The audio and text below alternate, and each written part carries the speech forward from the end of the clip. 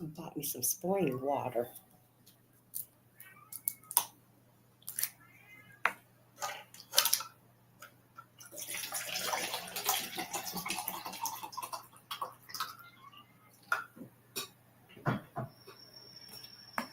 Good day and gratitude, family. This is Face the Nation with Bold and Unchained.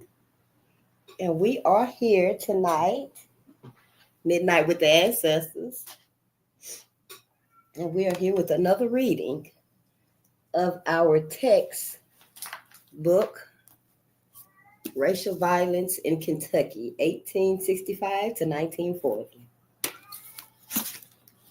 First, I would like to read our copyright disclaimer. Copyright disclaimer under Section 107 of the Copyright Act 1976. Copyright disclaimer under 107 of the Copyright Act 1976 allowance is made for a fair or fair purposes, or for purposes such as criticism, comment, news reporting, teaching, scholarship, and research. The fair use is a use permitted by copyright statute that might otherwise be infringing. Nonprofit, educational, or personal use tips the balance in favor of fair use.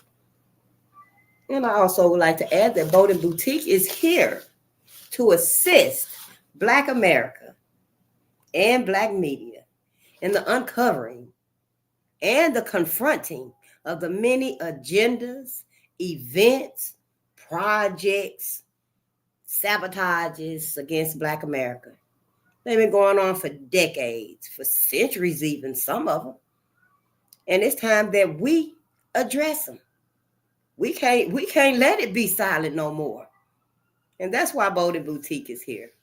We're going to assist in the uncovering and the confrontations of the many agendas and sabotages against Black America.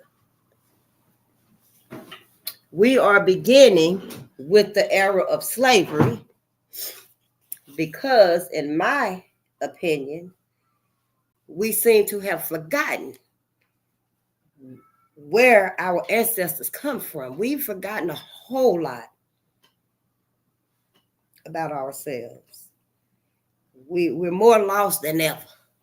Black America is. We're more lost than ever. We have no idea, no clue.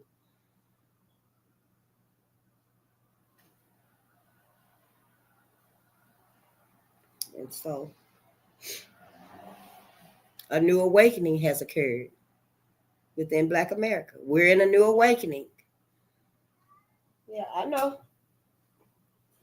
Most of us don't even watch Black media, but it's time that you watch Black media.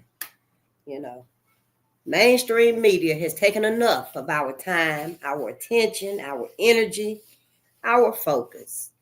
Now it's time that we, put some of our focus towards ourselves for a change. What's going on with Black America? What's going on with our people across the globe, across this country? Black America will tell you. Black media will tell you. White media is not going to tell you this. White media doesn't want us to know anything.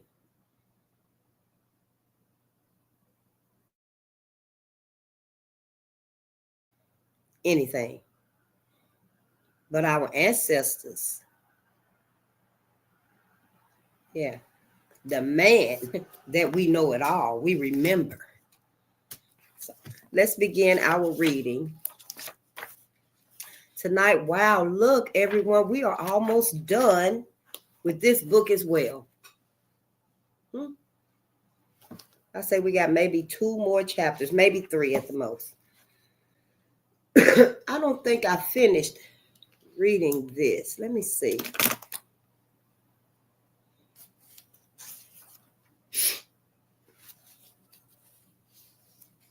Oh, pardon me, everyone.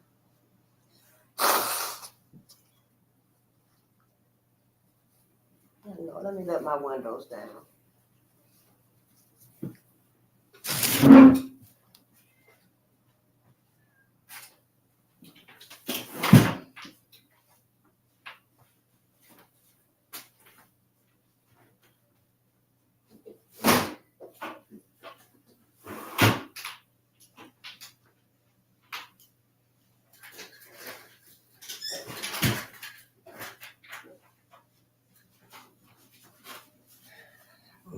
that one up in the kitchen.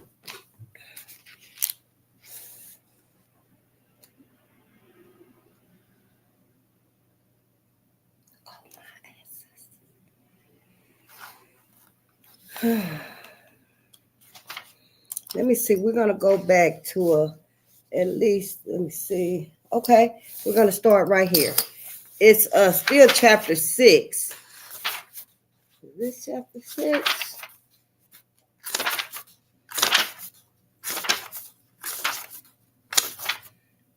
No, this is chapter 7. Yeah.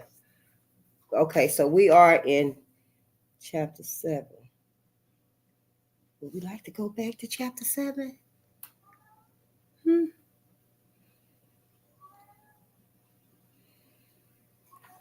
Robert Blanks. We will be reading these books again.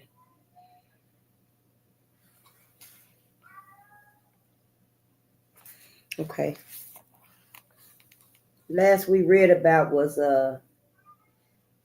about on the same day that Bob Blanks died in Mayfield, Kentucky, another black man named Will Tutt, Tutt, remember that part, was executed for the murder of his wife.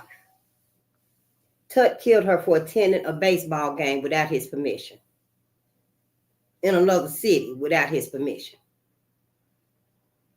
That's why he killed his wife, and he was executed.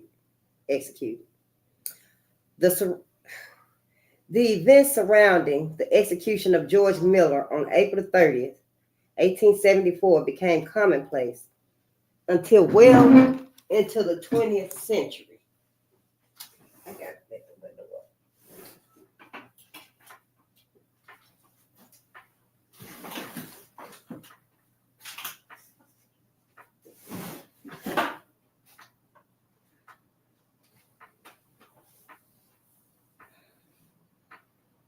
The events surrounding the execution of George Miller on April 30th, 1874 became commonplace until well into the 20th century.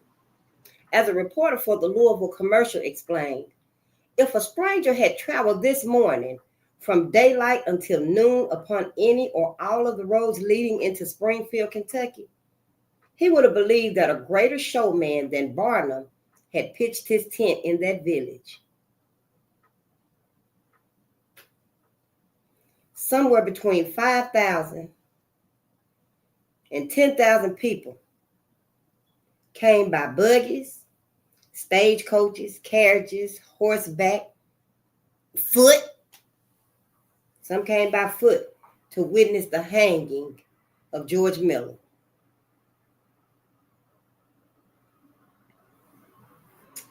This was between 5,000 and 10,000 people.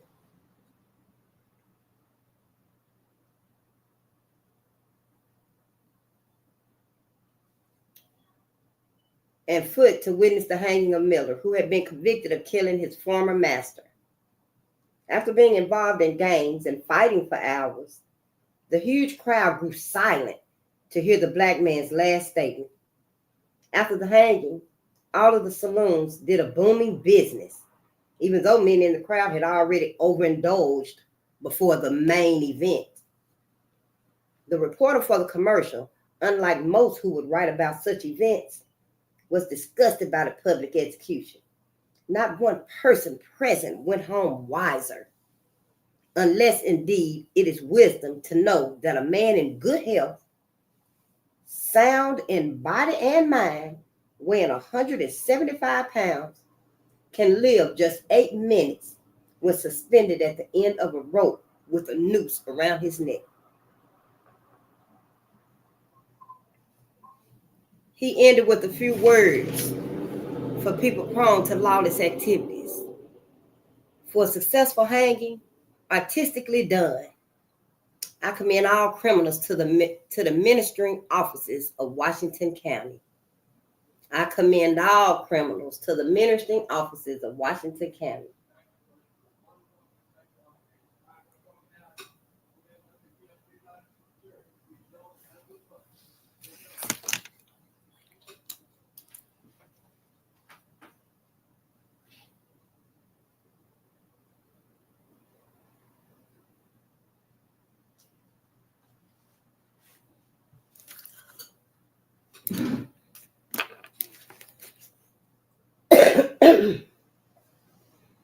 public executions in late 19th century Kentucky were spectacular sports, drawing crowds that rivaled attendance at the Kentucky Derby.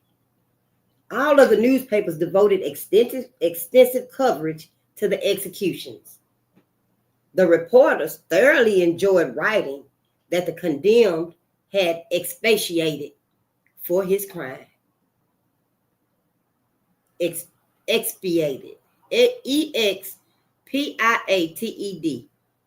Expiated for his crime. This, of course, was part of the national fascination with death. The newspapers gave details about the last meal, the state of mind of the condemned, and whether or not he confessed his crime to local law officers and God before leaving the cell for the last time. White reporters often spoke with admiration of how blacks faced death. The highly racist Mayfield Monitor headlined the execution of Bob Brown. He met death in a composed and heroic manner after an eloquent talk to 3,000 spectators.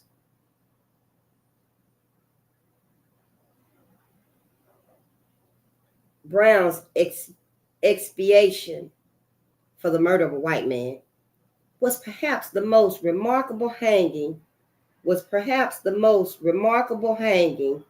witnessed in this county for years, and the most successful as well.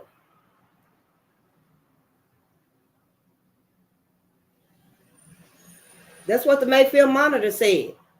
He met death in a composed and heroic manner after an eloquent talk to 3,000 spectators.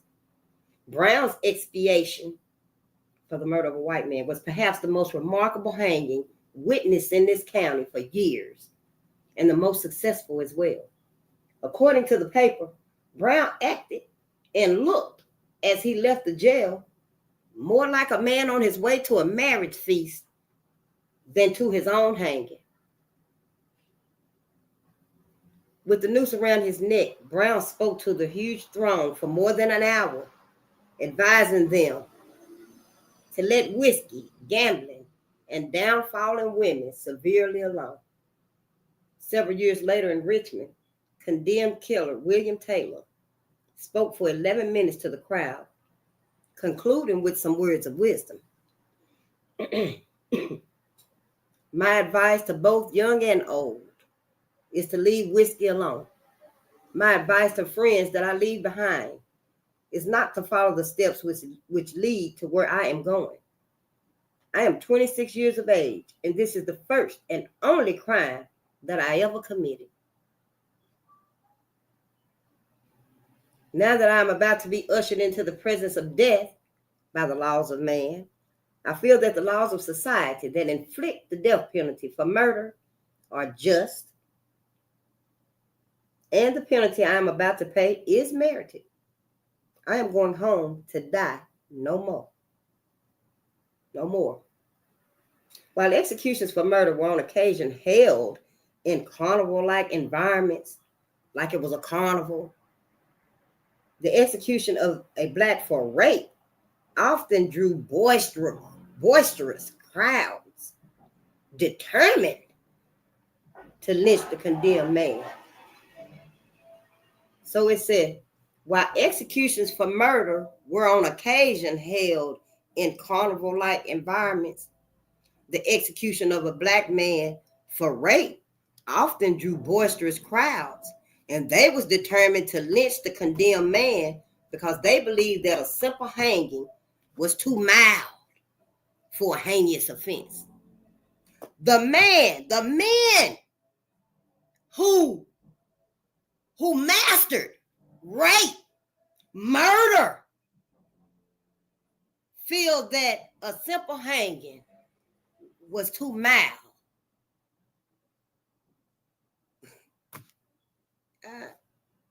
We forget all of this, but I bet you one thing, white folks ain't forgot none of this. Now, the past 2 decades, maybe, they haven't really been telling their generations like they was at first. But there's still quite a few of them that know, and they still relive it. They still live vicariously through what's happening in the world that we don't know anything about, in my opinion. Yeah. The execution of a black for rape often drew boisterous crowds determined to lynch the condemned man because they believed that a simple hanging was too mild for such a heinous offense. Now, by law, he would have been hanged anyway. But see, this boisterous crowd, these men, these racist animals, it wasn't enough that they was going to lose their life. There wasn't enough for them. They felt like they had to take the body and desecrate the body.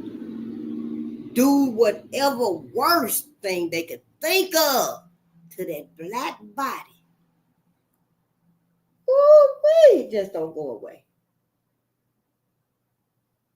And it didn't go away.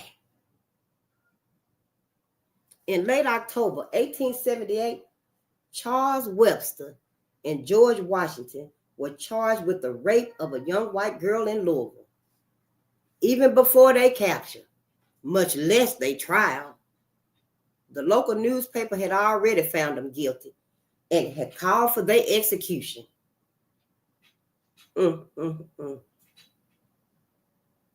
Indeed, the paper called Washington the colored fiend who committed the nameless outrage on the little white girl. Given the uproar and the threat of mob vengeance, it came as no surprise that both men were quickly tried, found guilty of rape, and sentenced to death. Even after the death sentence was handed down, however, the threat of a lynching remained. An estimated 20,000 people came to Washington's public execution, and a riot nearly developed. 20,000 people. Where's all these people descendants at? Where's all these people descendants at? Yeah, this is the study that Black America must have. This is the study, all the studying that y'all done needed to take to pay us for what you did. Now it's time to study y'all asses. Because you ain't changed. You ain't changed one bit. You done projected all this demonicness on my people. That's what you did. Now it's time to show y'all asses. It's time to see exactly what y'all asses did. 20,000 people. Woo-wee. Ancestors. Yeah, I know, right?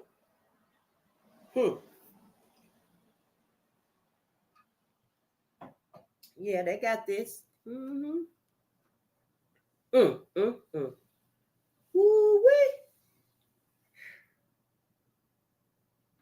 And this was in 1878. What, some 10, 15 years after Black people walked off the plantation? Black men knew not to look at white women. I'm not saying that Black men didn't seek their revenge in a anti-life way, harming someone, but not like they made it to be. That was an excuse. That was a setup. That was a sabotage to put on Black men, because they knew once it was out there, it took a life of its own. It took a life of its own, and they all thought alike. Yeah, I want to know. You damn right. We need to know. You don't need to know? For real. Who out there feel like they don't need to know exactly what went down? You that comfortable in society, everything that's happening in the world, whether you know it or not, your ass feel it, and you damn sure see it. But I want to know why you feel like you don't need to know none of this. It's beyond you. It's beyond me. Sounding like Clyburn always wanting something. Black America, wake y'all asses up. Like you scared. You so scared of what happened to your ancestors. What happened to our ancestors. This the end now. We finna go into a new world order. You ain't got to be sleeping in that house with all that smoke burning and stuff. When Martin said, I fear I let my people in a burning house. That was an exit for Black America to do for self. To focus on self. What Malcolm X told us. Only a fool will let his enemy teach his kids. That was an exit to take. Now we keep going right off the cliff, right off the motherfucking cliff, instead of taking the detour and do for Black people. But yeah, I want to know where the hell is all these people at? Where is they descendants at? At this point, we don't even want your reparations because we leaving y'all asses alone. We leaving everybody asses alone. Black people finna be for ourselves now. That's it, and that's all. Ask them. Ask them. Black people finna do for ourselves now. Keep your reparations. Keep your reparations. I bet you one thing.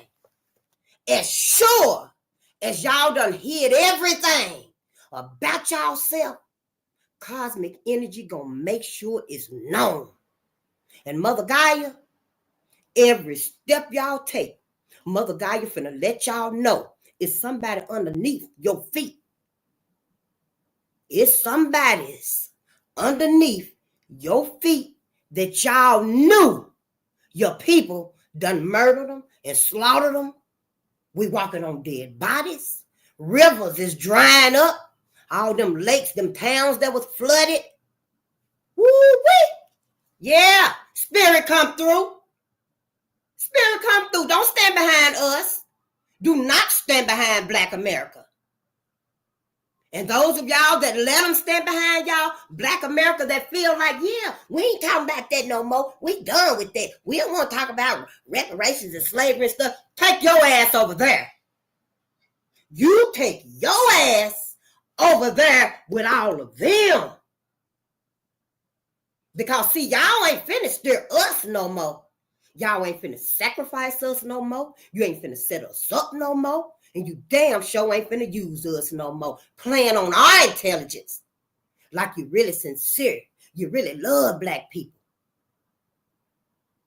How many of y'all old asses, old like me, remember when your great-grandmama and your great-granddaddy and them used to sit around the table and talk about this?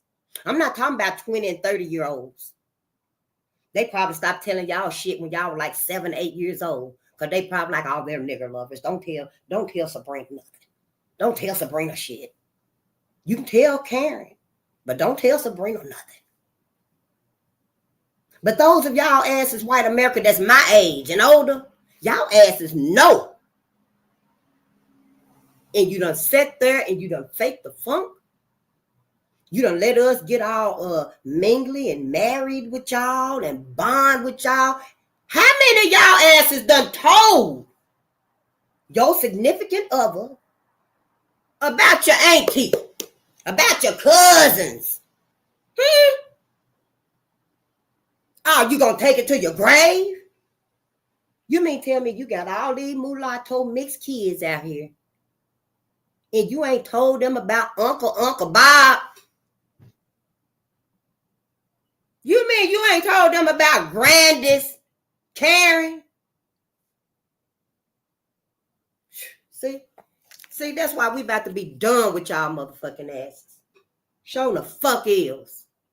Right down to everything. Everything across the board. Y'all done set us up. You played us on everything. White America ain't been sincere on nothing as far as Black America is concerned. Showing the hell ain't. And I don't know how long we gonna be reading Midnight with the Ancestors, but we finna get up. Sure wills. Deal with it. It used to be, yeah, We got time through the night to process what we learning. Sleep on it. Let the ancestors calm us down and wash it away.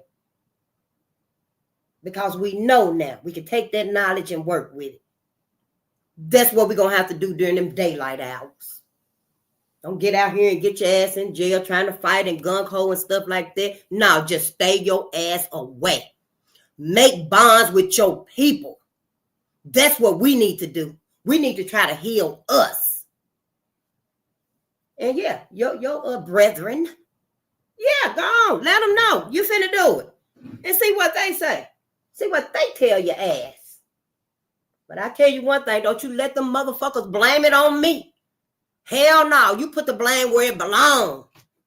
On they motherfucking asses. They asses the one started this and covered it up. Woo-wee. In late October 1878, Charles Webster and George Washington were charged with the rape of a young white girl in Louisville. Even before their capture, much less their trial, the local newspaper had already found them guilty and had called for their execution. Indeed, the paper called Washington the colored fiend who committed the nameless outrage on the little white girl. Given the uproar and the threat of mob vengeance, it came as no surprise that both men were quickly tried, found guilty of rape, and sentenced to death. Even after the death sentence was handed down, however, the threat of a lynching remained.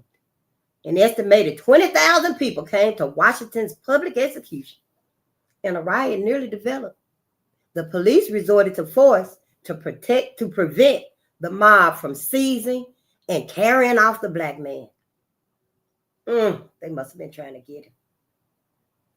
Woo-woo. In an attempt to maintain control, Louisville authorities decided that Webster would hang in private.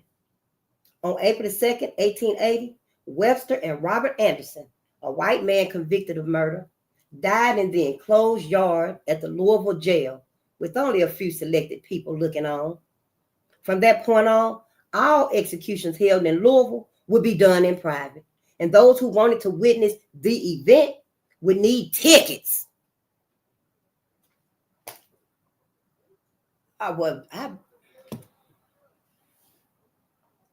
Before each execution, thousands of people applied for tickets.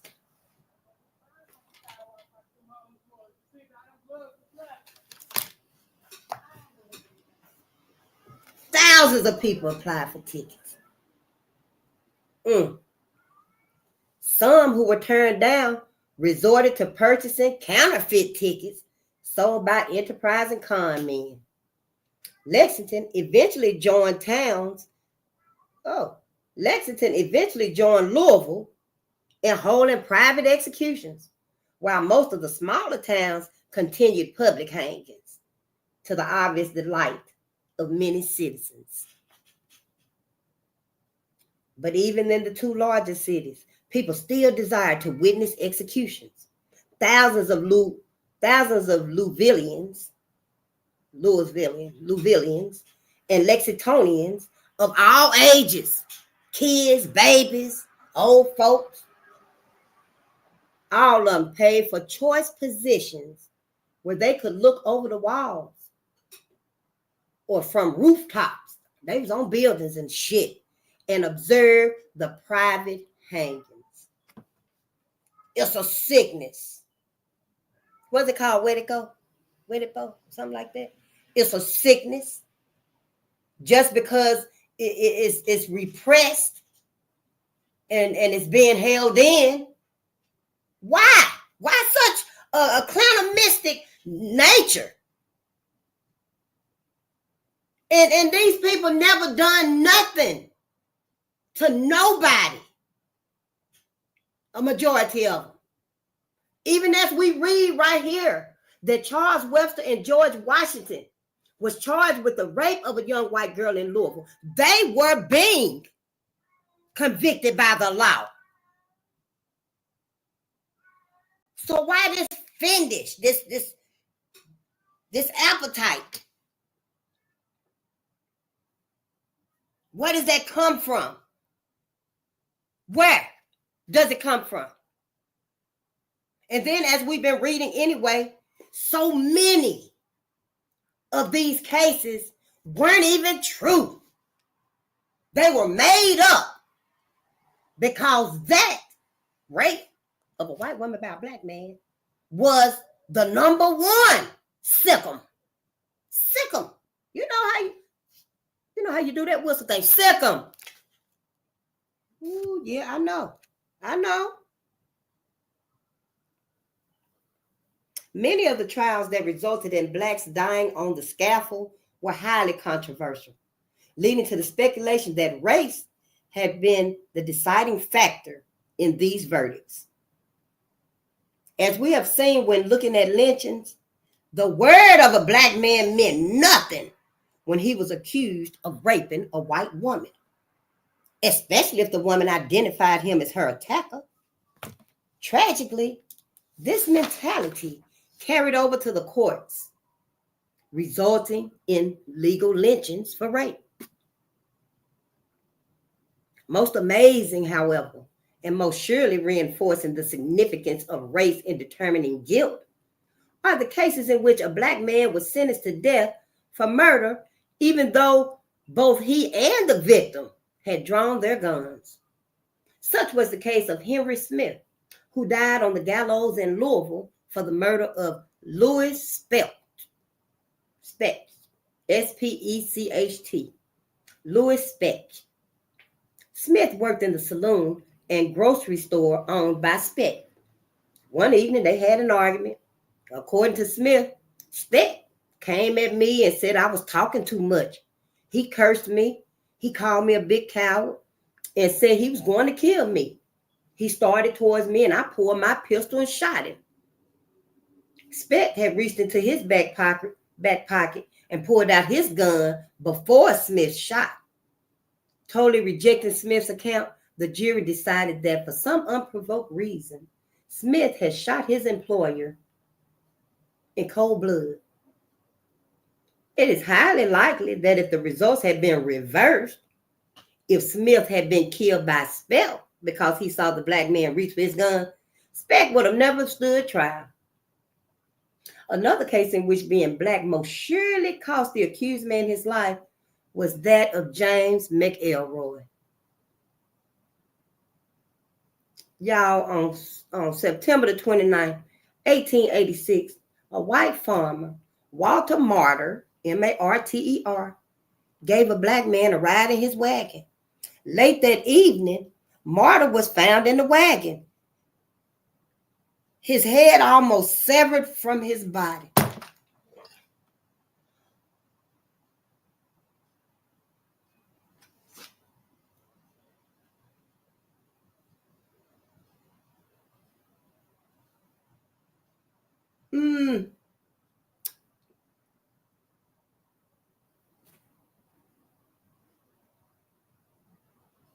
I think I lost my page. Yeah. I don't know. Oh, there it is right there. I mean, whoo.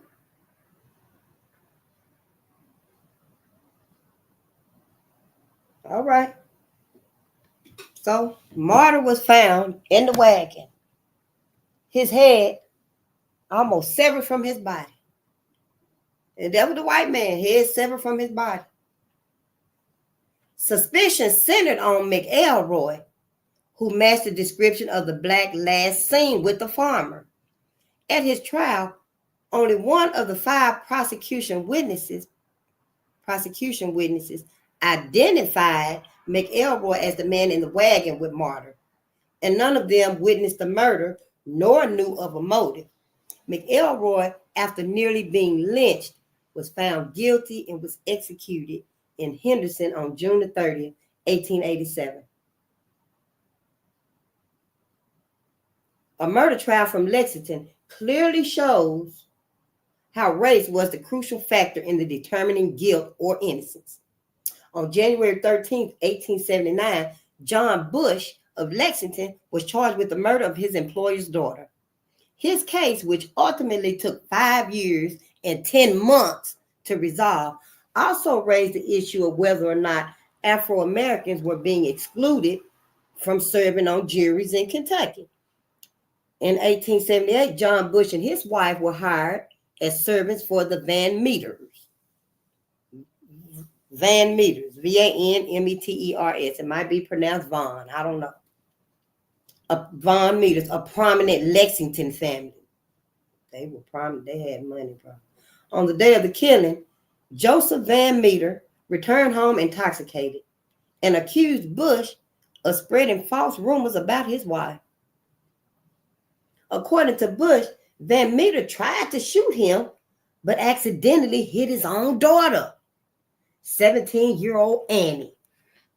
Upon reaching one of the weapons in the house, Bush tried to return the fire, but Mrs. Van Meter caught hold of the pistol and caused it to go off towards the ground. When the police arrived, Van Meter said that Bush shot Annie in anger over the girl's intention to end her relationship, her romantic relationship with the black man. Refusing to believe the word of a black servant over that of his white employer, the police arrested Bush and charged him with murder. Lexington blacks, convinced that Bush was being framed, raised sufficient funds to finance Bush's various trials. Surprisingly, in late May 1879, the jury failed to agree on a verdict and was discharged. Bush's second trial, however, resulted in a guilty verdict and a sentence of death. Bush's white attorney successfully appealed the decision and had the case remanded for retrial. The lawyers also filed a petition to have the case moved to the United States Circuit Court on the grounds that Bush had been denied his privileges as a citizen under the Civil Rights Act because no blacks had been included within the pool of jurors. It was all white people.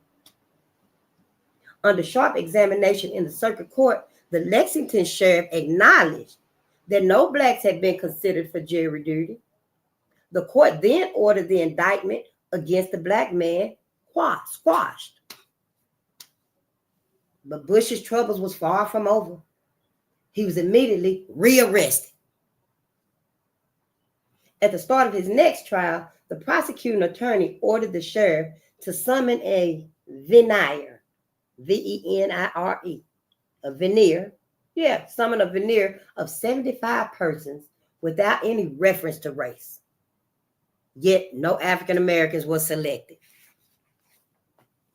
Bush's attorneys made another motion to have the indictment set aside on the ground that under Kentucky law, blacks had been prohibited from serving on the grand jury that handed down the original indictment in 1879. This motion was overruled, the trial held, and Bush found guilty. His case was then carried to the Kentucky Court of Appeals, where the ruling of the lower body was affirmed.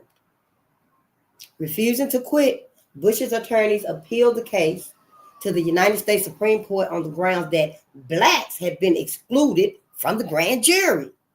When handing down its decision in October of 1882, the Supreme Court agreed that the omission of blacks from consideration on the grand jury was in violation of the Constitution. Ooh, all right. Let's see if they took it back.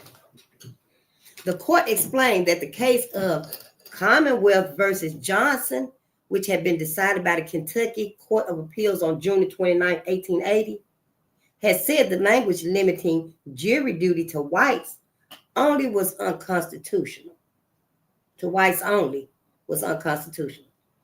It was not until after the grand jurors who returned the indictment against Bush had been selected that the highest court of Kentucky, speaking with authority for all the judicial tribunals of that Commonwealth, declared that the local statutes, insofar as they excluded colored citizens from the grand and pettit, P-E-T-I-T, jurors, because of their race, were in conflict with the national Constitution.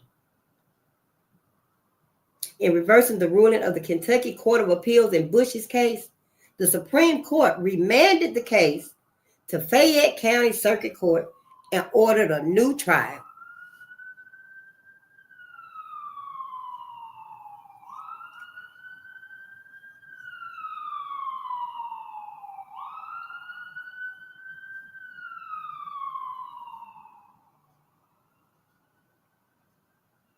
It would be another year and a half before the final resolution of the case. During the February 1884 term of the Fayette County Circuit Court, the sheriff was ordered to summon 200 persons without regard to race from whom a jury could be selected. As had happened in Bush's previous trials, only white men were selected for the jury. The trial started on February 12th and ended the next day with the all-white jury reaching a guilty verdict. Once again, the case was appealed, and Kentucky's highest court again affirmed the ruling of the lower court. This time, however, the United States Supreme Court refused to review Bush's conviction. The nation's highest court was satisfied that blacks had not been excluded as potential jurors, and in the view of the justices, as stated in the 1879 case of Virginia versus Reeves, R-I-V-E-S, Rives. The mere absence of blacks from the jury did not mean that a black had been discriminated against.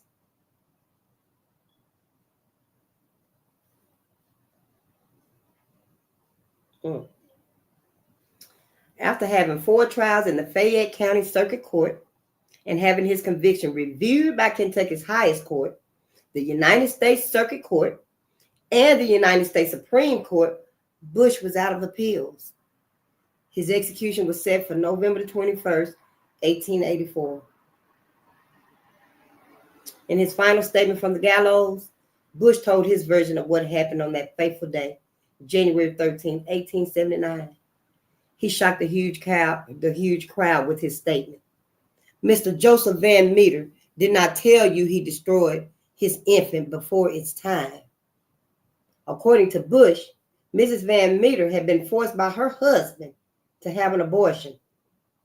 Rumors about the abortion had quickly surfaced in the home of Isaac Van Meter, and Joseph Van Meter had assumed that Bush had told about the killing of the fetus. Bush also denied having an intimate relationship with Annie Van Meter, stating emphatically that the girl's father concocted the story to cover up the accidental shooting. The doomed black man concluded that he had not been given a fair chance to vindicate himself. A Lexington newspaper disagreed, saying that of the 48 men of Fayette County who heard the various cases, 47 said Bush should die, and only 1 said he was not guilty. Furthermore, the reporter believed that the jurors had been fair and thorough in their deliberations regarding Bush's fate. The all-white jurors were made up of our best citizens, not likely to be so unanimous in their opinions unless convinced of his guilt, argued the reporter. The whites witnessing the execution were impressed with Bush's composure while facing death, all saying they never saw such a remarkable exhibition of nerve and coolness in a criminal. He was tired. He was tired. He was tired of fighting y'all. He was tired of fighting white America, the system. He was tired. Yeah. And whites was just in awe. Like, they were so impressed. And all of them was saying they never saw such a remarkable exhibition of nerve and coolness in a criminal. Although race was not the only factor leading to their convictions, 2 blacks were involved in a highly publicized trial in Louisville in the late 19th century. This case clearly shows the phenomenon of legal lynching. 2 Afro-Americans were convicted in the minds of the general white public, before the trial started. The case also illustrates a morbid fascination that many people of that era had with criminals. I was just saying it. It's a sickness, like a sickening addiction, like you just want to eat meat, raw meat. Just It's morbid. A morbid fascination. Where did it go? Is it going to show itself again?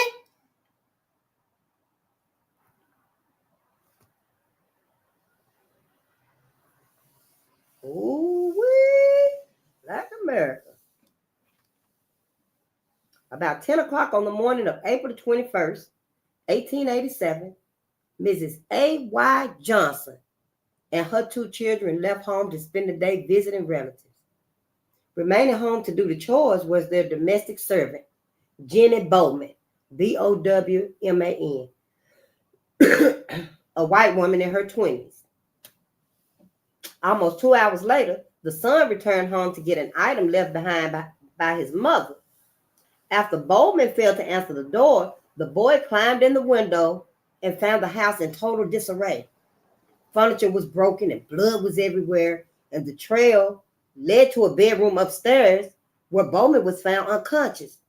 Her mouth was tightly bound with a wet towel, and her head and her face were badly lacerated. A medical report would show that Bowman's jaw and skull had been crushed. 2 items in the bedroom had obviously been used by the young woman and her attacker. At the head of the bed was found a heavy iron poker covered with hair and human blood. On the floor was found the stem of a stout glass goblet that had been used by the girl in her desperate struggle. After talking with several neighbors, the police began a search for several white men seen in the area. Late the second evening, Jenny Bowman regained consciousness for a few minutes. A physician asked, Jenny, who was it that struck you? She replied, it was a Negro. 2 men had broken into the house, and during the struggle, she had cut one of them in the face with a goblet. Police Chief John H. Whalen, Whallen, a major political boss in Louisville, decided to personally investigate the matter.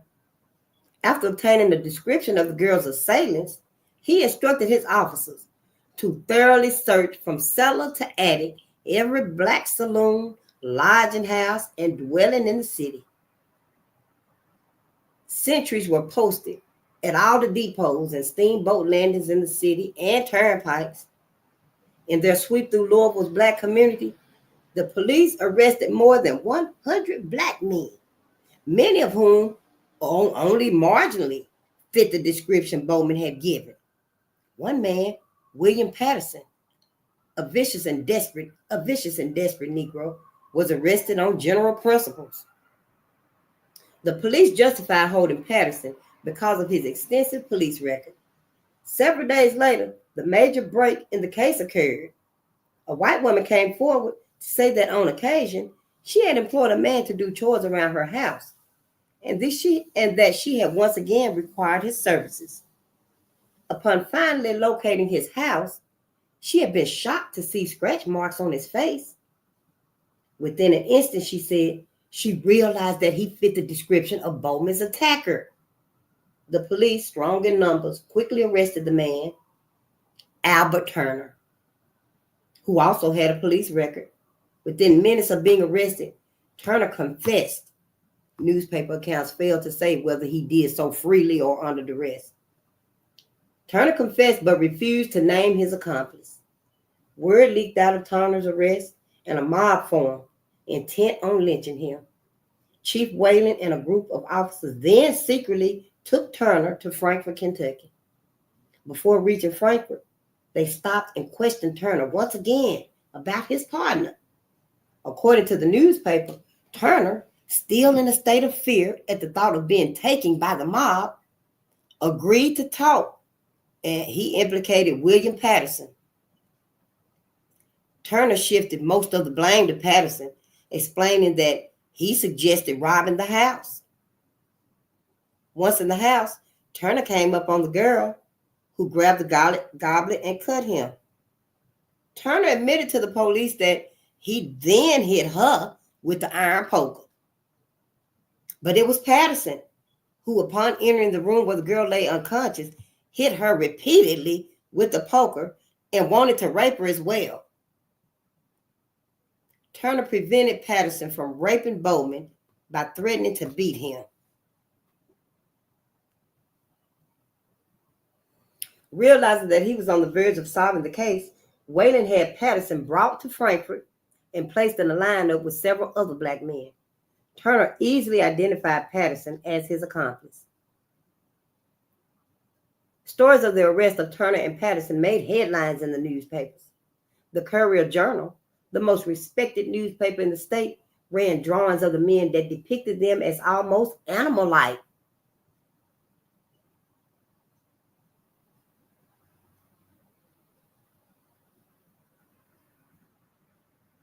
In a front-page editorial, the paper called their crime one that has few parallels for atrocity in the annals of crime in civilized community or elsewhere for that matter.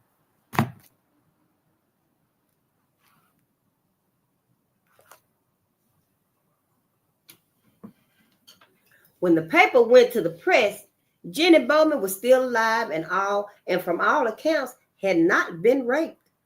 But the paper said Louisville citizens wanted and should get prompt executions. The blood of the culprits cannot pay the penalty of their crime. The Courier-Journal said it was merely reporting on the people's collective anger over this horrible crime. The fact that the assault had been committed in the broad light of day, when fathers, husbands, and brothers leave their homes unprotected, added to the general indignation.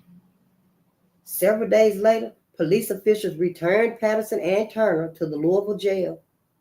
Aware that a mob might rush the jail, Whalen ordered his officers to be on alert.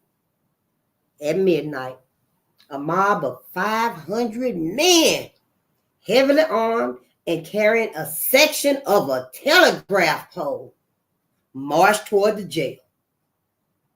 The police demanded that the mob disperse and arrested 10 men when the mob refused to move. Only by charging the mob were the police able to scatter the crowd and end the threat of a lynching. Woo! 2 hours later, the mob returned, but was again dispersed. It is clear that Louisville's leading citizens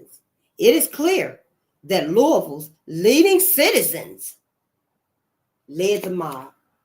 For among those arrested during the second lynching attempt was John Letterie, Letterie,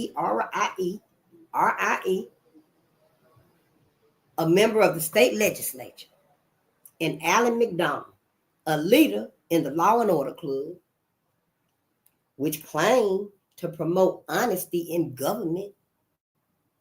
Not arrested, but rumored to be the instigator of the mob, was a well-known physician who had informed the mob that no white woman could rest easily when criminals like Turner and Patterson had been killed.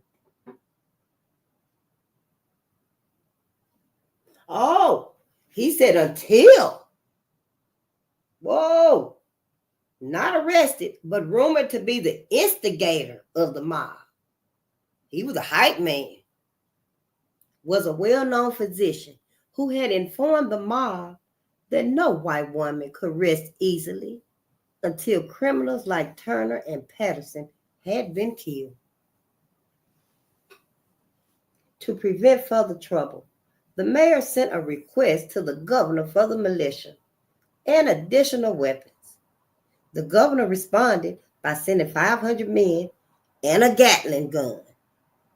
The militia's presence turned out to be vital, for the next evening, some 10,000 people gathered in front of the jail and demanded the prisoners.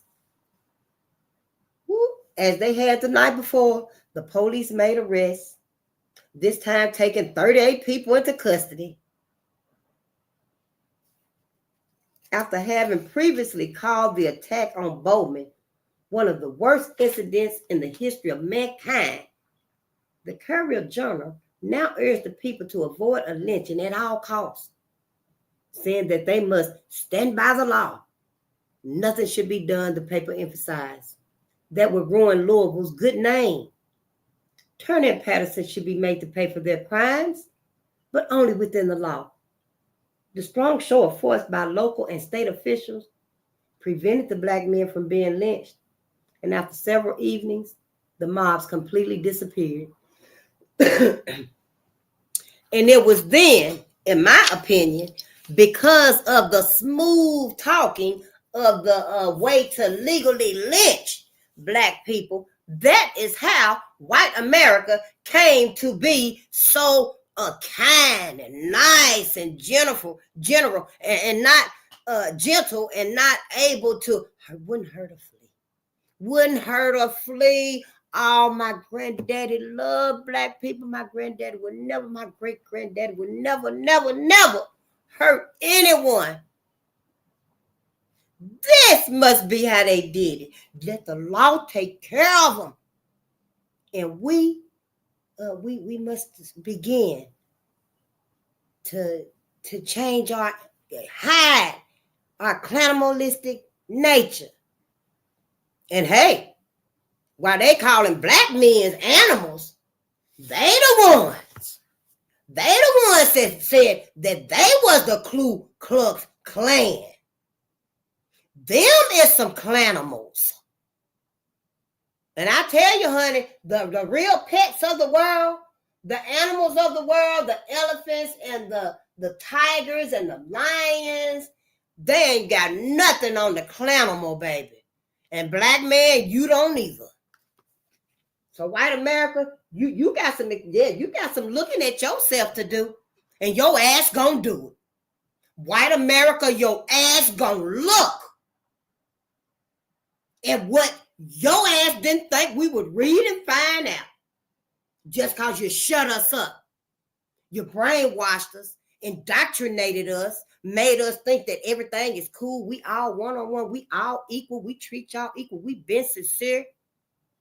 Y'all ain't done a damn thing for us. And now we don't need your reparations. Keep it.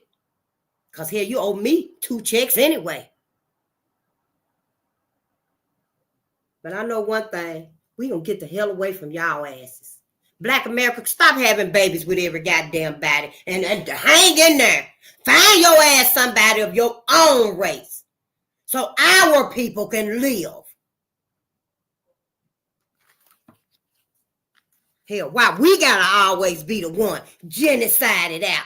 Why we always gotta be the one sacrificed away?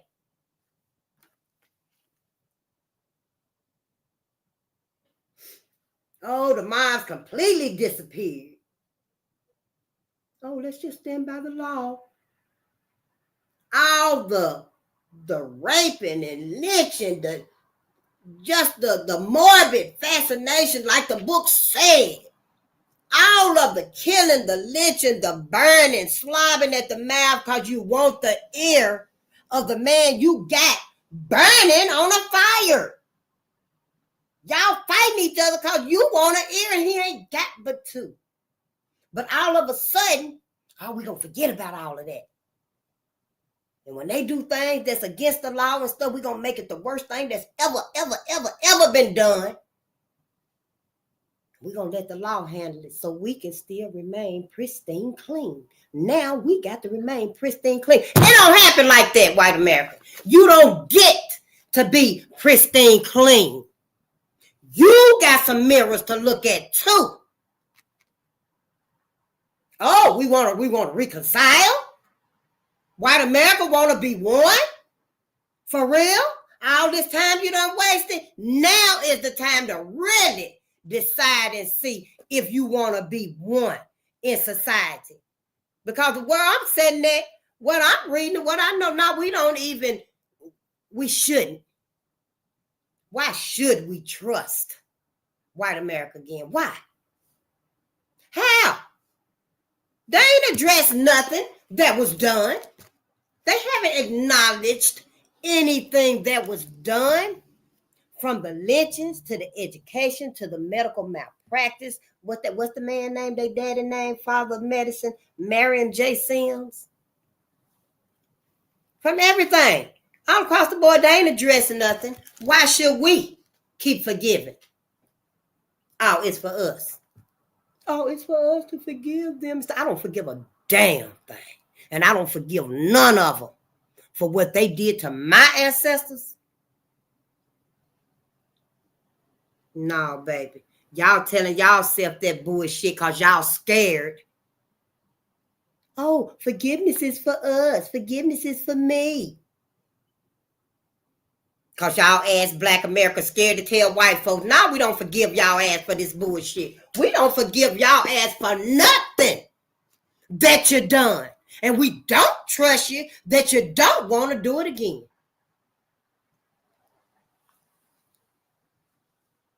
No, I don't. Okay, so newspapers throughout the country. Oh, hell no. Newspapers throughout the country, y'all, applauded Louisville's stand against mob rule. That's what it say. Yeah. Newspapers throughout the country applauded Louisville's stand against mob rule. And I'm going to tell you why. The New York Times said a lynching would have been a disgrace to the name of Louisville. On the other hand, the New York Freeman, a Black newspaper, said that the Courier Journal was largely to blame for the actions of the mob. Think of a great newspaper like the Courier Journal lending itself to the excitation of mob violence. Surely a man of Mr. Watterson's national reputation cannot afford to have his name coupled to such an infamous business. When the great papers of the South insist that the law shall be allowed to take its course, mob violence and infamy will be forced to hide their dirty head. That's the only reason why they applauded it, so that now we can whitewash everything that white folks did. Now we can begin hiding and whitewashing and covering up everything that we did. Let the law handle everything. And we must become Snow White, pristine, clean. Protection for the complexion. Black America. So that's why. And that's how. Wow. On May 9th, after being unconscious for most of 2 weeks, Jenny Bowman died. Even before her death, the young woman had become a heroic figure in the eyes of the Louisville media, one who had suffered in ways that no other human being had before.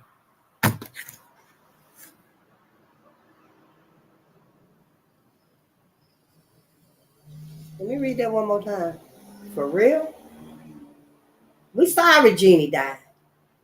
I'm not even sure they committed the crime. On May 9th, after being unconscious for most of 2 weeks, Jenny Bowman died. Even before her death, the young woman had become a heroic figure in the eyes of the Louisville media, one who had suffered in ways that no other human being had before. No pen can portray, no mind can imagine the agony she endured so long. In her delirium, she passed again and again through the awful ordeal of the struggle with the fiends who beat her into insensibility.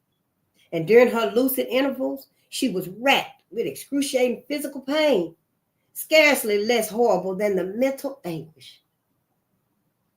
Only in the unconscious stupor of opium did she find even a poor relief from the terrible torture. In another of its many editorials on Bowman, the Courier Journal said that, in a sense, it may be said that she dies that justice may live. There can now be no escape for her assailants from the full penalty of their crime.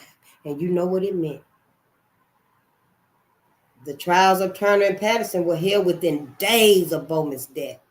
Because of Turner's confession of guilt, his trial, the deliberation of the jury, and the sentencing took 1 hour and 5 minutes. He was sentenced to die on July the 1st. Patterson pleaded not guilty and was defended by Nathaniel R. Harper, Harper, Kentucky's first black attorney and a man of more than 15 years of legal experience. Patterson denied knowing Turner. Interestingly, Turner refused to testify in court against Patterson, but his statements proved damaging nonetheless. When naming Patterson as his accomplice, Turner said that the blood from the victim could be found on Patterson's undergarments, which the police found. Several whites testified that they saw the two men together on the street the morning of the crime. Patterson's trial lasted 3 days. The jury, however, deliberated only 12 minutes before finding him guilty and handing down the death sentence. Harper filed for an appeal, which carried an automatic delay until the September term of the court. On November 23rd, the Kentucky Court of Appeals made known its ruling in Patterson's case. After acknowledging that no testimony had been entered in the court that placed Patterson directly at the scene of the crime, and that witnesses had said Patterson was with them when the crime occurred, the court said, "We have carefully examined the record in this case, and perceiving no error of law occurring at the trial to the prejudice of the substantial rights of the accused, the judgment must be affirmed." The weeks leading to Turner's execution witnessed a bizarre spectacle on the part of Louisville whites toward the condemned black man. They seemed to be horrified by, yet attracted to, Turner and his crime against a white woman. Maybe they believed his story that though he had taken part in the incident, he had not administered the repeated blows that killed Bowman, and that he had prevented Patterson from raping the woman. That Turner admitted his guilt and seemed willing to accept the punishment due him led to admiration from some Louisvillians. In mid-June, the Courier-Journal started counting down the number of days he had left to live. Dang. Reporters went on a regular basis to interview Turner. A talk with this brute is one of the most depressing things that a sensitive person could subject himself to. That's how white women can just bust out crying and stuff, and everybody ready to put everybody in jail. White men ready to put everybody in jail. Black men ready to put everybody in jail. In the view of this reporter, Turner contradicted every optimistic theory about mankind. Without being an idiot, without any mental derangement whatever, he is absolutely impervious to a moral idea.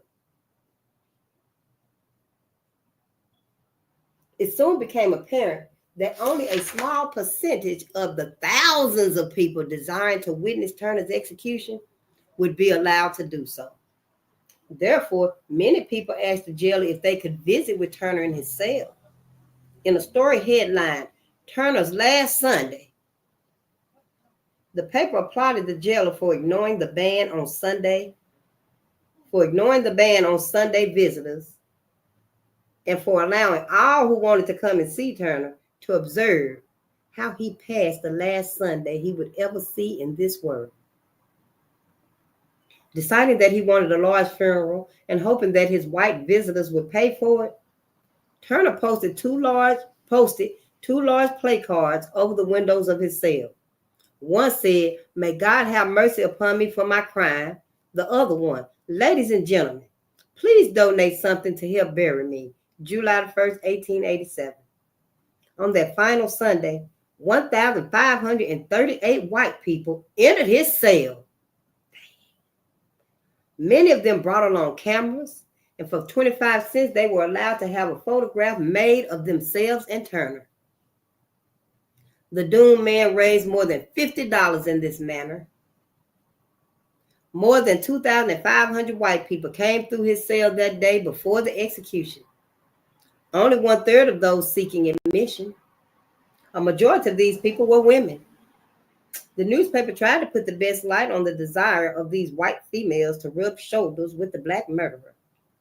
The women were not all, as might be supposed, of the lower elements of society, but were in some instances ladies who are sometimes seen in their carriages on 4th Avenue and among the gay assemblages of higher social life, while many were from the middle walks of life. Let it be said, however, for Louisville womanhood, that those of the better classes who came felt keenly the horror of the picture presented, which did not prevent them from being very much ashamed of the step they had been led to take. According to the Carroll Journal, which, of course, thoroughly enjoyed keeping the public informed of every minute detail of the doomed man's existence, Turner raised far more than the $75 needed for his funeral. In addition to paying for his funeral expenses, Turner was able to have meals from Louisville's best restaurants brought to him and 2 friends in jail. He was able to purchase cigars, jelly cakes, and watermelons, and even to hire messenger boys to run errands for him. He also left $130 to be divided between his sister and his niece. Proclaiming that he had made his peace with death and that he wanted to get right to meet God, Turner made a statement at the scaffold. He explained that Stephen Morrill, Morrill, the black man who had recently been sent to prison for the robbery of a streetcar, was innocent because he, Turner, had committed the crime. Then he added, "Gentlemen, I want all of you to hear what I have got to say. I'm going to die with an honest heart and bring no one to the gallows. I am going to die alone. Free the man Patterson. The man was not with me. That is all I've got to say. I am willing to die now." Turner's confession had a positive effect for Morrill, who received an immediate pardon from the governor.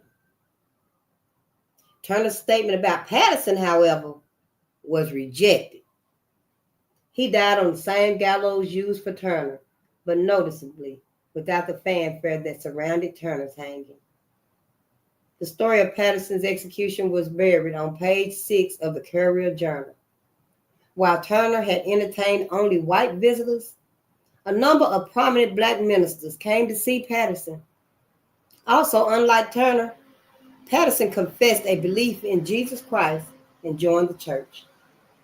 Some Louisville whites found justice in the suffering that Patterson endured before dying.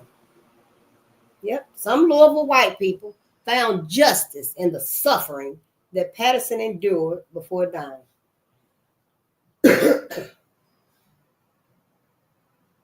He did not die from the fall, but slowly suffocated. He spoke from that position for 5 minutes. The black minister who preached Patterson's funeral reached a different interpretation. Did you ever hear in the history of creation of a man that God allowed, with a rope around his neck after the drop fell, hanging by the neck, to have breath enough to say, "Lord, receive my soul"? I believe Brother Patterson is sitting around in heaven enjoying himself. Because of the drama involved in execution and the public's fascination with the gory details surrounding the condemned man's crime and death, legal executions received wide-scale publicity in Kentucky and elsewhere. But in reality, the form of legal lynching that sent blacks to jail on sham charges, like lies, had a far greater impact on the state's black citizens. The Afro-Americans accounted for a greater number of the people arrested seemed natural to whites, since they viewed blacks as inferior and prone to committing petty crimes. A cursory reading of the police reports printed in newspapers for any period, from the end of the Civil War to the Great Depression, reveals that most of the people who were in jail on minor offenses or awaiting trials or who were sent to local warehouses were Afro-Americans. This was true even in Louisville, the most enlightened city in Kentucky, and a place where blacks participated in political activities to a degree not found elsewhere in the state. Almost 2 decades after the Civil War, Kentucky black people convicted of being vagrants were compelled to work for whites.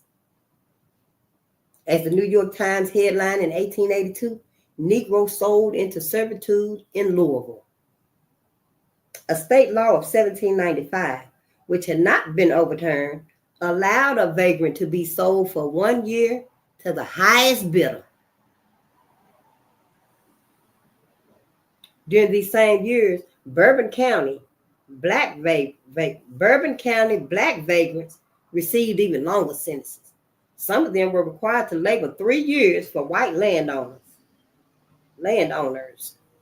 Records in the state archives entitled Apprentice Bonds for Freedmen for the years 1877 to 1886 for Jarrett County Court, Garrard, indicate that blacks in that county often labored for whites under conditions reminiscent of slavery. With the end of slavery, the number of blacks within Kentucky's prison population grew significantly. By January 1st, 1868, blacks made up 38.5% of the inmates in the state penitentiary. And over the next decade, they became the majority and remained so until the middle of the 20th century. Black females represented 95% of the women incarcerated by the state, and this was in 1868. As a rule, blacks received longer prison sentences than did whites. For example, at the beginning of the 1890s, blacks predominated in the groups of men in prison serving terms of 10 to 15 years, of 15 to 20 years, and of 20 to 40 years. During this time, however, of the men confined for life, whites outnumbered blacks. This too is not surprising. Whites often received life sentences for murder or rape, while African Americans were given death sentences for these same offenses, especially when they had been committed against white people. The racial discrimination existing in the larger society carried over to Kentucky's prisons. Black and white inmates did not eat, work, or participate in recreational activities together. Worst of all was the practice of placing Afro-Americans in the upper tiers of the cell houses, often putting 2 of them into an extremely small cell. As a result, scores of blacks died from pneumonia. In a 2-year period in the mid-1870s, 23 black people died, inmates. The number declined for several years, but rose sharply in 1895 when 24 inmates died. That year, in a rather matter-of-fact manner, state prison officials noted that only 24 prisoners died, all of whom were Negroes. Segregation existed in Kentucky's prisons, until well into the 20th century. Men's control of every aspect of the lives of women prisoners led to numerous instances of sexual abuse. Black women were more often the target of abuse since they greatly outnumbered white females. Several of the women were like Laura Brown in a family way, when granted pardons by Governor Blackburn. Despite a vast majority of the inmates being Afro-Americans, officials refused to hire blacks or women for jobs within the penal system, even as guards, a position requiring direct contact with the prisoners. One warden expressed in his diary his view toward hiring blacks as guards. Upon my word, a black freeman appeared at the prison gate and requested employment as a keeper. It is widely known that I bear no malice towards any of the numerous races that comprise humanity's total, but this was a bit too much. I sent word to the freeman that our employment list is full for the remaining part of this century.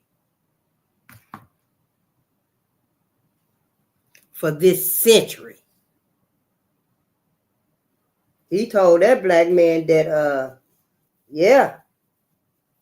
Their employment list is full for the remaining part of this century for the next 100 years. This was in 1889. Yet the warden said no job openings would occur for the next 11 years. In actuality, this policy of not hiring Afro-Americans remained in effect for another 90 years. Like he said initially, for another century. Just as they protested lynchings and mob rule, Afro-Americans consistently cried out against public executions and excessive prison terms meted out to members of the race. As explained by Black leaders, Afro-Americans too favored law and order and punishing criminals.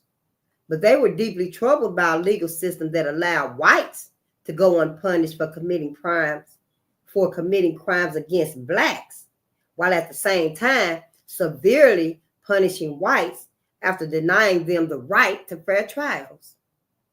After the passage of the Civil Rights Act of 1875, Afro-Americans entered lawsuits to challenge the practice of Blacks being tried by all-white jurors. In 1879, in the case of Strouder versus West Virginia, Strauder, Strouder versus West Virginia, the United States Supreme Court ruled that West Virginia had denied Blacks due process and equal protection of the law in saying that jury duty would be limited to white men only. That same year, the Supreme Court handed down another significant ruling, Virginia versus Rives, R-I-V-E-S, which in reality all but overruled what had been decided in the West Virginia case. 2 Blacks had been convicted of murder by an all-white jury in Virginia. The Supreme Court ruled that since the Virginia law did not limit court duty to whites, the absence of Blacks from a jury did not in itself prove discrimination. The burden of proving discrimination by an all-white jury, the Supreme Court concluded, rested with Afro-Americans. I need a break. I know you do too. Oh my goodness.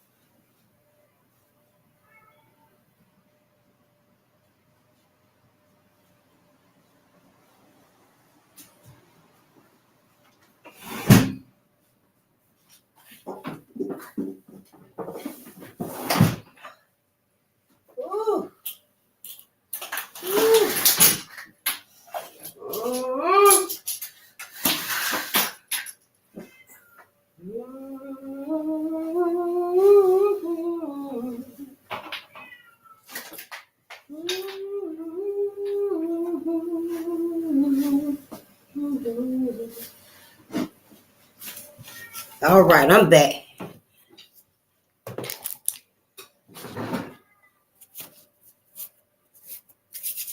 All right. Get y'all some tea and stuff. Go get your water. We're gonna finish this. Ooh, yeah. Yeah, we can finish this tonight.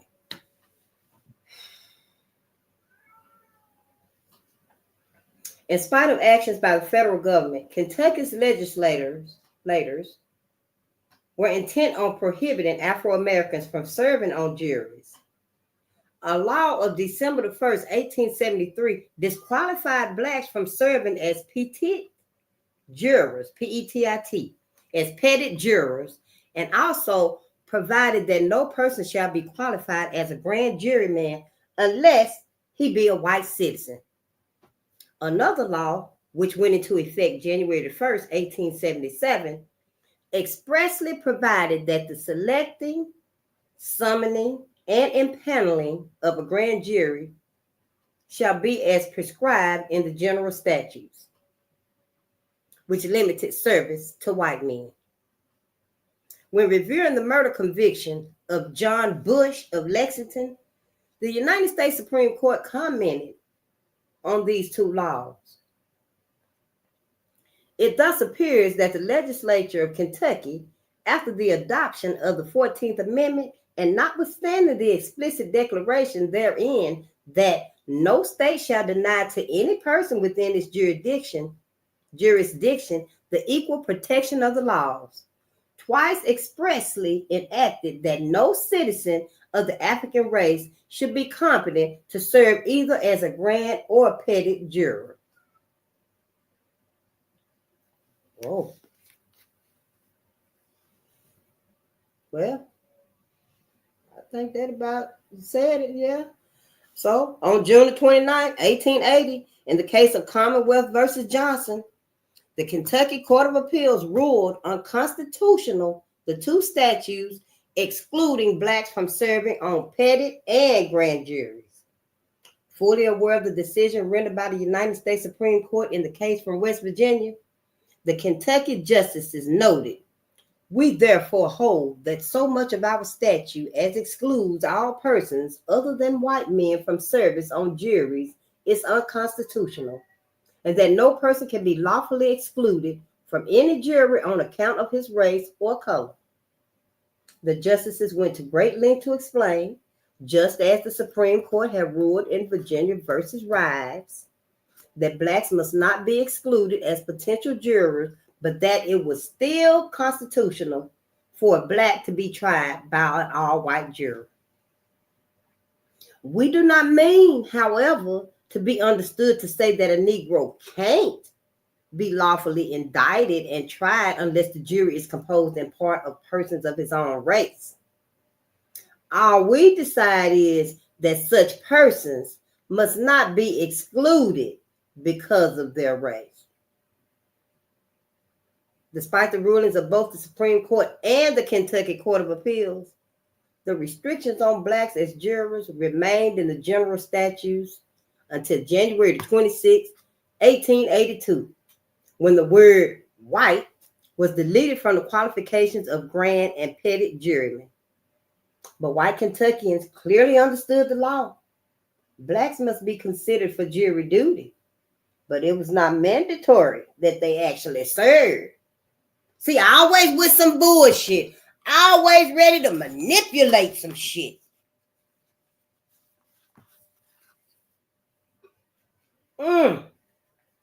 Blacks must be considered for jury duty, but it was not mandatory that they actually serve.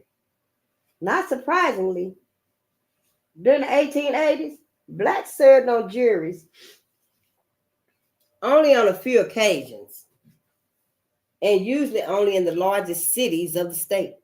Typically, blacks were selected to hear cases in which members of a black church, unable to work out a disagreement, had turned to the civil authorities to resolve the matter.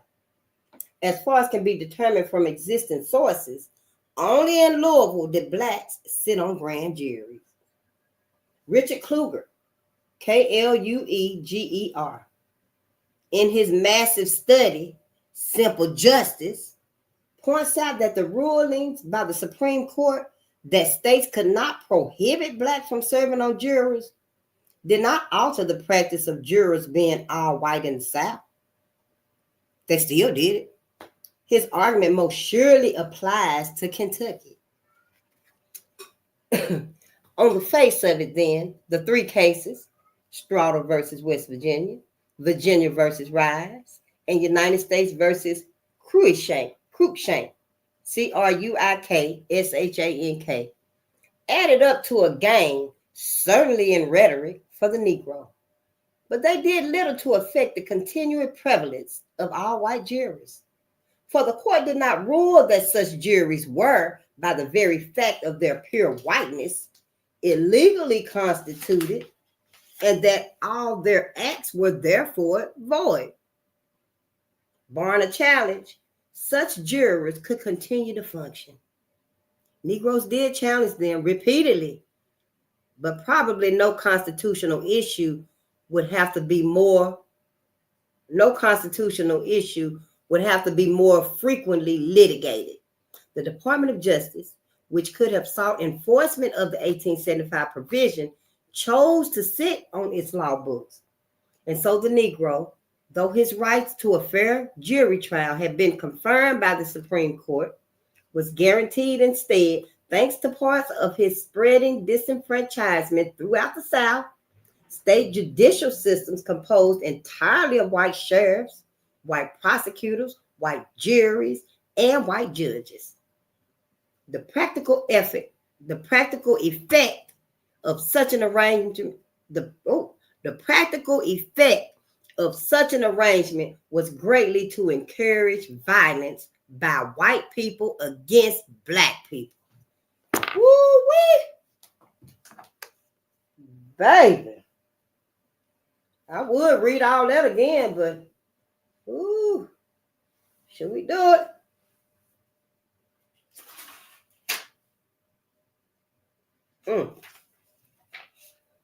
On the face of it, then, the three cases, Stroughter versus West Virginia, Virginia versus Rives, and the United States versus Cruikshank, added up to a gain, certainly in rhetoric, for the Negro, but they did little to affect the continuing prevalence of all white juries. For the court did not rule that such juries were, by the very fact of their pure whiteness, illegally constituted, and that all their acts were therefore void. Barring a challenge, such juries could continue to function. Negroes did challenge them repeatedly, but probably no constitutional issue would have to be more frequently litigated. The Department of Justice, which could have sought enforcement of the 1875 provision, chose to sit on its law books. And so the Negro, though his rights to a fair jury trial had been confirmed by the Supreme Court, was guaranteed instead, thanks in part to his spreading disenfranchisement throughout the South, the state judicial systems composed entirely of white sheriffs, white prosecutors, white jurors, and white judges. The practical effect of such an arrangement was greatly to encourage violence by whites against blacks. Yeah. And once they got you, they got you. Once you in there, you in there.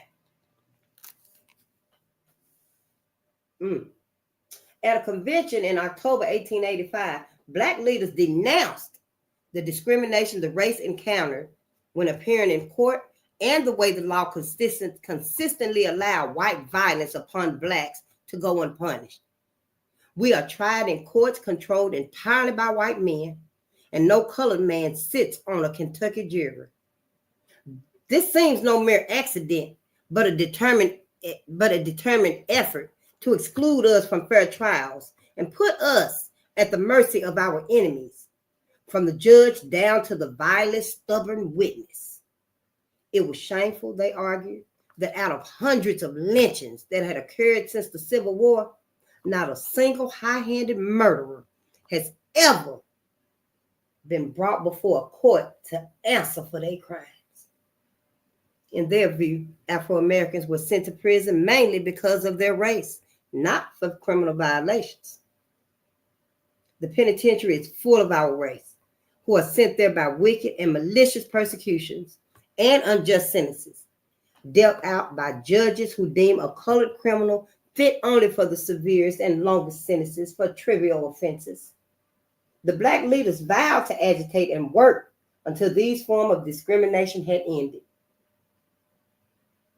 Within a matter of days after Black leaders had voiced these complaints about discrimination in the legal system, Attorney Nathaniel R. Harper, long active in various protests, vehemently argued in court that murder charges be dismissed against his client because Blacks had been excluded from serving on the grand jury and had also been absent from the jury box. True, Negroes had been excluded from jury duty, the prosecutor responded, but not because of discrimination. None of them had possessed the required qualifications. Indeed, when called to the witness stand, one of the jury commissioners, who under Kentucky law had selected the men to be chosen to serve on juries, swore that the only reason why colored men were not placed on the list was because they were not acquainted with any who were qualified. They were not acquainted with any who were qualified. Finding this comment satisfactory, the judge rejected Harper's request, proclaiming that racial discrimination had not occurred. Indignantly, Harper referred to the Louisville City Directory, pointing out that there were more than 28,000 Afro-Americans listed in the document. Louisville had, the Black attorney informed the judge and the 3 jury commissioners, a Black college staffed by Afro-American teachers, and scores of Black professionals and businessmen. Refusing to yield, the commissioners claimed they knew none of these Blacks. Although he failed in Jefferson County Circuit Court, Harper had his efforts rewarded several weeks later when the 9th Judicial District Court for Kentucky agreed with his contention that Blacks had been systematically excluded from the jury process. Yep. Jury commissioners were now required to include the names of Black people for service on both grand and petty juries. A mandate of the district court was largely ignored. For a time, the names of a few prominent Black Louisvillians were routinely included within the pool of potential jurors, but only rarely did these men serve on juries, and only then in minor cases. And at all times, they were absent from cases in which Blacks were accused of crimes against white people. Indeed, given the racial discrimination in the selection of jurymen in Louisville, it would have been inconceivable for Blacks to have been selected for the grand jury or as jurors in the trials of Albert Turner and William Patterson for the murder of Jenny Bowman. By the turn of the century, if indeed not earlier, the charade of including the names of Blacks had ended entirely. When conducting research in the early 1900s, Gilbert T. Stevenson sent out questionnaires to attorneys general, asking if Blacks served on juries in their states. The assistant attorney general from Kentucky sent the following reply: Negro jurors are sometimes selected in various parts of the state, and I will presume all over the state. 20 years ago, the custom was more prevalent than at present of putting Negroes on the juries. They were the best class of Negroes. He ended with an incredible statement, one designed to shift the blame onto Blacks for their absence from the jury box. I am reliably informed that in various parts of the state, the Negroes themselves requested to be left off the juries, which may account for the fact that the practice seems to have fallen into disuse. Black involvement in the jury process became so rare in Louisville and elsewhere in the state that when Afro-Americans began serving on juries in the 1940s, most Kentuckians, white and Black alike, believed Blacks was participating for the very first time. During the last quarter of the 19th century, Black Kentuckians were mostly unsuccessful in their attempts to end legal lynchings and to convince whites that the legal process discriminated against them. It proved far easier to show thoughtful whites that the lynching of a Black rapist or murderer was unjust and a threat to society than to convince them that the trial given a Black man had been a sham from start to finish and was held in an environment identical to that of a lynching. In the eyes of most whites, sentencing Blacks to long prison terms or death had been done by the book, upholding the laws of the state and the nation. This white belief in the legal system that all people were treated fairly and had been tried by a jury of their peers, coupled with their unwillingness to acknowledge that the color of a man's skin could be so great an influence in determining guilt or innocence, ensured the continuation of legal lynchings into the 20th century. If anything, as the number of mob lynchings declined in the next century, whites became even more convinced that their system dealt fairly with Afro-Americans. And we finished chapter 7. Yes, now get some rest and we process this. Peace and power to the people. Wow, you are so amazing.